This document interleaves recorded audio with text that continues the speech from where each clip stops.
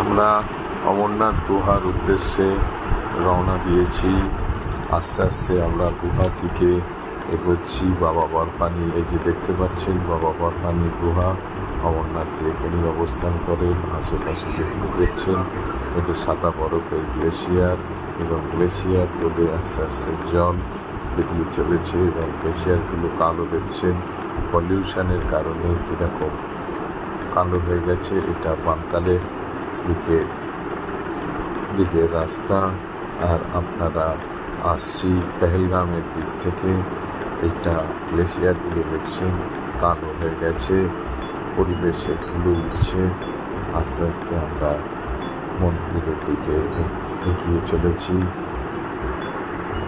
বাবা বরফানি, ভুকে কো অন্ন, প্যাসে কো পানি, জয় বাবা বরফানি।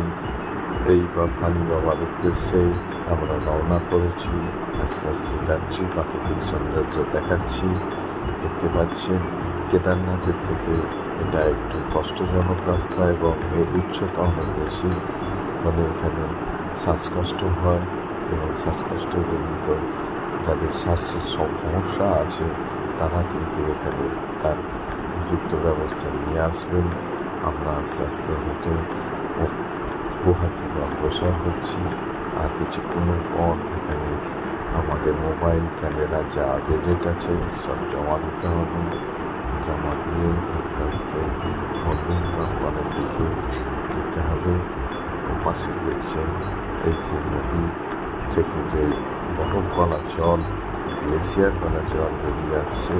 আমাদের হাতটা একটু কাঁপছে, কারণ এখানে শ্বাসজনিত সমস্যা এবং একটু শরীরে কষ্ট তো হচ্ছে, হেঁটে আসছি, এই জন্য হাতটাও বিশেষ করে যাচ্ছে। আপনাদেরকে দেখতে হয়তো অসুবিধা হচ্ছে, যতটা চেষ্টা করেছি আপনাদেরকে প্রাকৃতিক সৌন্দর্য তুলে ধরতে। আপনারা দেখছেন এখানে পাচ্ছি এটা পেহেলগামের দিকে রাস্তা আসছে, আর ওপারের দিকে যে রাস্তাটা ওটা দেখছেন ভাতপান থেকে এসে রাস্তাটা ওই দিকে বাবা